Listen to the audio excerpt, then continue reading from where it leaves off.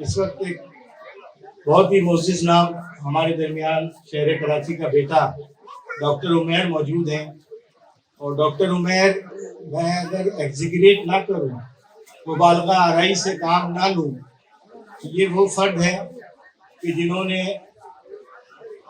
کراچی کی بہتری کے لیے اپنا تن من دھن سب کچھ ایک پارٹی کے لیے وقف کر دیا تھا، لیکن اس پارٹی نے سوائے مایوسی کے جب کچھ نہ دیا تو ان کے دل میں ایک کسک تھی کہ جس کسک کو لے کر وہ ہمارے پاس آئے، اور دھرنے میں ہماری ڈاکٹر عمیر سے اور ان کی فیملی سے ملاقات ہوئی، اور وہ دن اور آج کا دن الحمدللہ ڈاکٹر عمیر ہماری ہر ایکٹیویٹی میں ہمارے ساتھ ہوتے ہیں۔ ثانیہ بلدیہ کے حوالے سے ان کا ایک خاص ہو سکتا ہے پرسپیکٹو ہو ان کے ذہن میں، اور تو میری کوشش ہے کہ آج وہ متاثرین کے ساتھ یہاں پر بیٹھے ہیں، دن بھر آج بہت مصروف رہے، آپ سوشل میڈیا ایکٹیوسٹ ہیں۔ جامعہ کراچی میں ایک حادثہ آج ہوا، اس کو کور کیا، جماعت اسلامی الخدمت کی ایک ایکٹیویٹی تھی، صبح وہاں پر تھے، اور مصروف ابھی بھی سر میں درد تھا شدید، تو میں نے ایک جگہ بٹھا کے تھوڑی چائے پلائی ہے کہ شاید فریش ہو جائیں، لیکن آپ لوگوں کی محبت میں وہ یہاں پر تشریف بھی لائے ہیں، اور میں چاہوں گا کہ ان کا ایک خاص ماضی رہا ہے، اس حوالے سے آپ سے گفتگو فرمائیں۔ ثانیہ بلدیہ ٹاؤن فیکٹری کے جو لوائقین شہداء کے گھرانے ہیں ان کے ساتھ خصوصی گفتگو فرمائیں ڈاکٹر عمیر صاحب۔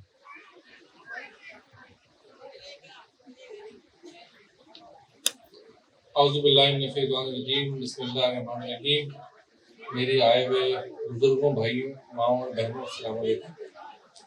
سب سے پہلے یہاں پہ مجھے مدعو کرنے کے لیے نجیب ایوبی بھائی، آپ کا اور آپ کی زیر انتظام جو پبلک ایڈ کمیٹی کام کر رہی ہے دن اور رات، اس کا میں بے حد مشکور ہوں کہ آپ حافظ نعیم الرحمان صاحب اور جماعت اسلامی کی سربراہی میں جو کام کر رہے ہیں وہ تمام میں الفاظ میں ان کا ادراک تو نہیں کر سکوں گا۔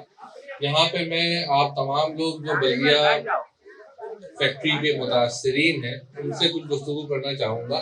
تھوڑی دیر میں چاہوں گا کہ تمام خواتین میری بات سنیں، بھائی میری بات سنیں۔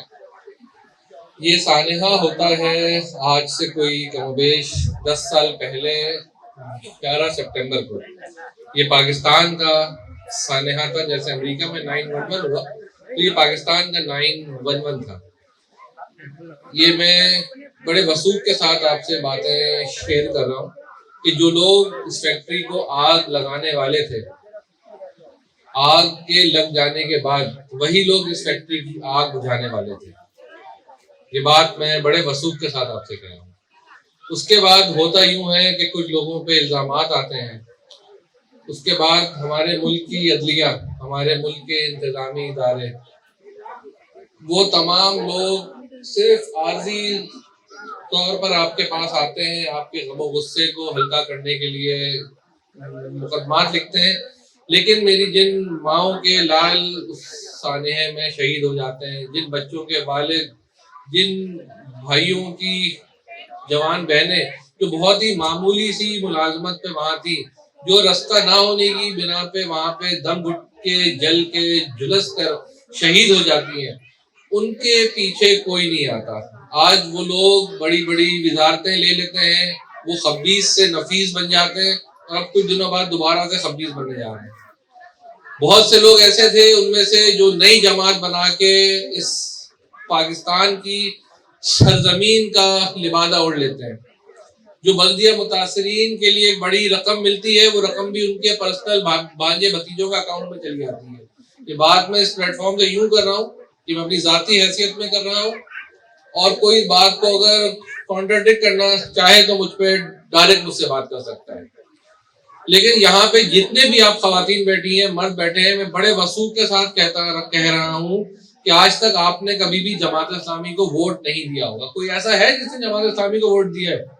کسی نے نہیں دیا ووٹ، کسی نے ووٹ نہیں دیا۔ چلیں ایک آدھ out of hundred, only one. لیکن بات بڑی قابل ذکر ہے، قابل غور بات یہ ہے کہ جماعت اسلامی کا نہ آپ لوگ ووٹ بینک ہے، نہ ان کی جماعت کے کو کبھی زکات فطرہ کھال کچھ دیا کرتے تھے؟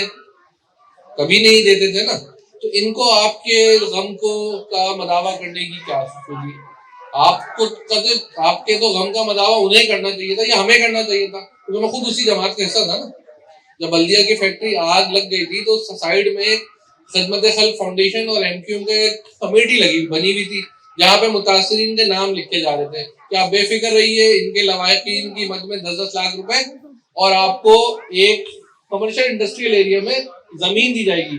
کوئی ایسا ہے جو ہاتھ اٹھا کے بتائے کہ اس کو 10 لاکھ روپے ملے ہو؟ جی اماں 10 روپے بھی نہیں ملے. اور جو انڈسٹریل وہ تھی بڑی ایک دینی تھی زمین، وہ بھی نہیں ملی.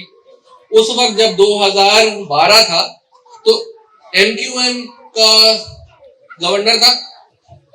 ایم کیو ایم کا گورنر تھا، آپ کو نہیں پتا، گورنر تھا ایم کیو ایم کا، ارشاد العباد صاحب تھے. ایم کیو ایم کے سارے وزیر تھے، ایم کیو ایم کے سفیر تھے، ایک بڑی فوج تھی M N A M P S کی. ایم کیو ایم اب وہ ایم کیو ایم نہیں رہی. کیا کسی نے کبھی رابطہ کیا آپ نے؟ آج تک نہیں کیا.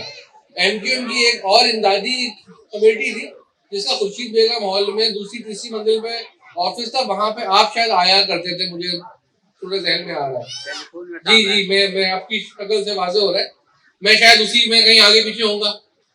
آپ لوگوں کو مہینے کی 2500 روپے امداد ملتی تھی، 2500 سے 3000 روپے.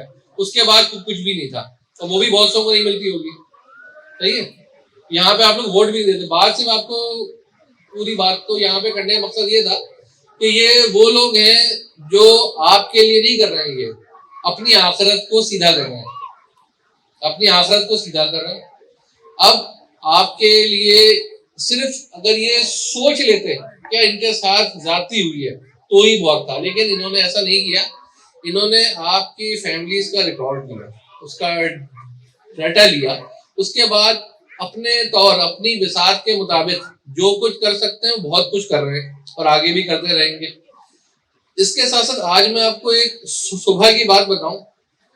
آج صبح جماعت اسلامی کے زیر انتظام ایک پروگرام تھا، اس میں شہر سے 1200 بچوں کو انہوں نے گفٹ واچرز دیے، فی بچہ 4500 روپے. بچے نے اپنی مرضی سے کیا ہے اور وہ شاپنگ کر کے آئے. ان یتیم بچوں کے چہروں پہ جو خوشی تھی نا، وہ آپ اربوں روپے خرچ کر کے بھی نہیں دے سکتے تھے. یہ وہ لوگ ہیں. تو میرا آپ لوگوں سے آج گفتگو تو بہت لمبی کرنا چاہوں گا، تو بہت یہ کروں گا. آپ لوگ صرف جب نمازیں پڑھیں، اپنی عبادات کریں، اس میں یہ ضرور کہا کریں یا اللہ یہ سانحہ جس کی وجہ سے ہوا، جس کے کہنے پہ ہوا، جس نے کروایا، جس نے کیا، یا اللہ اس کو ضرور کیفر کردار تک پہنچا. دیکھیں میں آپ کو ایک بہت بڑی بات کہنے جا رہا ہوں بڑے بھاری دل کے ساتھ، کہ یہ سن رکھا ہے کہ مظلوم کی آہ کبھی ضائع نہیں جاتی. صحیح ہے. تو آپ لوگ یہ یقین رکھیں کہ آپ کی آہ لگ چکی، آپ کی آہ لگ چکی. کیوں کہ وہ جماعت جس کے سانس لینے پہ بھی کراچی کی سانسیں چلتی تھی اور جس کے بند کرنے پہ کراچی کی سانسیں رکتی تھی، ایسا ہی تھا. جب کہا جاتا تھا بند تو بند، جب کھل جا تو کھل جا. آج کوئی نام لیوا نہیں ہے. آپ دیکھ لیں 2012 11 سپٹمبر، ایک سال بعد الیکشن ہوتا ہے، آپ کی آہا لگنا شروع ہو گئی. تو اس کے فوراً ایک سال بعد کا الیکشن ہوتا ہے، سیٹیں جانا شروع ہوتی ہیں. اس کے بعد وہ جماعت کے تمام دفاتر بند ہوتے ہیں. بھائی آپ بہتر جانتی ہیں نا اماں، آپ تو وہاں بھی آتی تھی. کون لوگ آتے تھے پیسے مانگنے، بھتے مانگنے؟ اوپر سے تو نہیں آتے تھے، فلائی مخلوق تو نہیں آتی تھی، یہیں کے لوگ ہوتے تھے نا. اس کے بعد ہماری عدلیہ، ہمارا استغاثہ، ہمارا جو بھی ہمارا یہ پورا سسٹم ہے وہ اتنا کمزور ہے کہ چیف جسٹس آف پاکستان جا کے کسی ہسپتال سے شراب کی بوتل نکالتا ہے، رات میں رپورٹ آتی ہے شراب نہیں ہے بھائی، یہ زیتون ہے، زیتون کا تیل ہے. دوسری شراب کی بوتل میں بولا جاتا ہے یہ جو ہے یہ شاید ہے. تو ایسے ملک میں، ایسے سسٹم میں آپ انصاف کی امید کس سے رکھیں گے؟ کوئی انصاف نہیں مل رہا. صرف آپ کی آہ، آپ کی بد دعا، یہ آپ کا انصاف ہے. اور جو لوگ آپ کے ساتھ اس موقع پہ کھڑے رہے ان کے لیے دعا کریں, اور دعا کرنے کے بعد جو اگلا اسٹیپ آئے گا, اگلا اسٹیپ یہ آنا ہے کہ اس کراچی شہر میں انتخابات بھی ہونے, چاہے وہ بلدیاتی انتخابات ہوں, چاہے قومی اسمبلی ہو, صوبائی میں ہو. اس وقت آپ نے اپنے ووٹ کا صحیح استعمال کرنا ہے. صحیح ہے, یہ جو کام ہے کہ کسی مجبور کی فلاح و بہبود کرنا, کسی یتیم کی کفالت کرنا, یہ بیسیکلی ریاست کا کام ہے.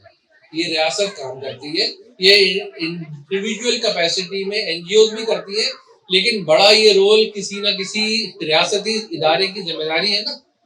لیکن یہ ریاست جہاں پہ ناکام ہے وہاں پہ یہ کام کر رہے ہیں, اور ایسا کام کر رہے ہیں. میں نے آج جو کیا کہ ایک بچہ جس کے سر پہ باپ کا یا ماں کا سایہ نہیں ہے, اس بچے کو اس کی پورے سال کی پڑھائی, اس کی کفالت, اس کا علاج, اس کا معالجہ, وہاں تک اس بچے کی نگہداشت جب تک وہ کامیاب نوجوان, کامیاب انسان نہ بن جائے, اور اس کو مذہب دین کی بھی آگاہی دینا. اصل انسان وہی بنتا ہے جو اللہ اللہ کے رسول کے بتائے ہوئے طریقے کے ساتھ کام کرے. تو آپ سب نے اب جو اگلا کام یہ کرنا ہے, یہ آپ کے لیے کام کر رہا ہے. آپ نے ان کے لیے کیا کام کرنا ہے؟ وہ یہ کرنا ہے کہ صحیح لوگوں کو ووٹ دینا, اور اپنے لوگوں کو بتانا ہے کہ بھائی ہمارا کوئی تعلق نہیں تھا, آپ نے بھی, آپ کے ابا نے بھی ایم کیو ایم کو ووٹ دیا تھا, ایسے تھا نا. کوئی آنکھ پہ پٹی بنتی تھی, گھوم کے ہاتھ جاتا تھا, وہی لگتا تھا ٹپا, اور آپ نے دیا نہیں دیا پھر بھی ووٹ وہی لگتا تھا. لیکن اب آپ نے اپنے ووٹ کا صحیح حق استعمال کرتے ہوئے ایسے لوگوں کو لانا ہے جو اسی ریاست کے ذمہ دار بن سکے. ابھی تو یہ ریاست کے ذمہ دار نہیں ہے, لیکن اگر سوچیں اس وقت یہ لوگ ریاست کے ذمہ دار بن گئے تو یہ ریاست اصل فلاحی ریاست بن جائے گی. دیکھیں ایک بات ہمارے سابقہ وزیر اعظم کہتے رہے, مدینہ کی ریاست. اب بات بڑی کنفیوژن والی تھی, ریاست مدینہ کی, نظام چاہیے ان کو انڈونیشیا کا, ان کو وسائل چاہیے ہیں امریکہ کے, کنفیوژن تھا. تو مدینہ کی ریاست بنے نہ بنے, اس کو ایک اسلامی ریاست بننا ہے جس کے لیے پاکستان بنا تھا. اور یہ لوگ بڑے, میں وثوق سے کہہ رہا ہوں, یہ لوگ راہ راست پہ ہیں. وہ لوگ ہیں جو آپ کو آپ کی دین دنیا آخرت کو صحیح راستے پہ لے کے جائیں گے. تو ان کا اپنے ووٹ کے ذریعے صحیح آپ نے استعمال کرنا ہے, تاکہ یہی لوگ اسی ریاست کے ذمہ دار بن جائیں, اسی ریاست میں انہی کے لوگ ہوں, تو آپ کا حق آپ تک پہنچ سکے. آخر میں صرف اتنا ہی کہنا چاہوں گا, آخری شعر کا آخری دو اشعار پڑھ دوں گا کہ ہوتی نہیں جو قوم حق بات پر یکجا, ہوتی نہیں جو قوم حق بات پر یکجا, اس قوم کا حاکم ہی فقط اس کی سزا ہے.